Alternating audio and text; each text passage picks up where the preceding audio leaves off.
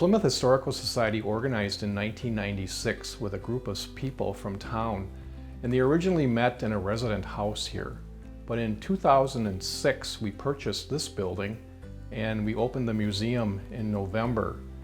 It comprises 3 floors. We've got a first floor that has a variety of different types of exhibits, artifacts of local interest.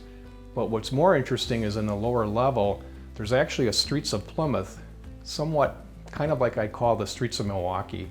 There's different types of storefronts that would have been present on Mill Street as far back as 1869.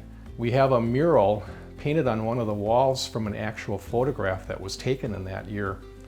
Depicts a lot of the buildings that stood in downtown Plymouth, and currently 3 of those buildings still survive. But if you want to find out which ones they are, you're going to have to come down to the museum to check that out. Well, the value of the museum itself, it brings back a lot of history, and without our history, I don't know where we would be today. For students that are coming into the museum itself, they're going to see a lot and learn a lot about our history from World War I, World War II. We have a lot of Civil War exhibit material as well.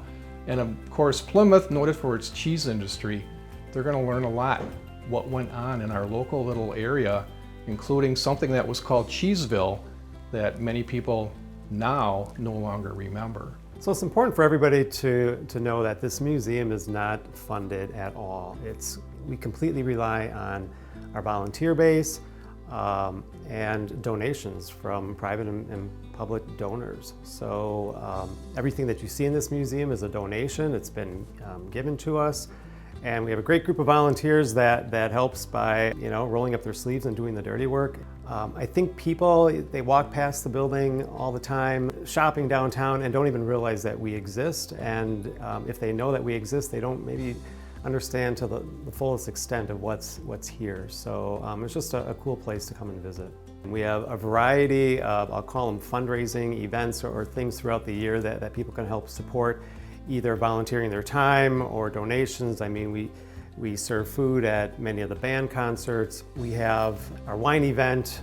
We have a Christmas event. A lot of ways people can be involved. I encourage everybody to become a member. It might sound kind of scary, a member, what do I have to do? But you really have to do nothing. Memberships are very inexpensive.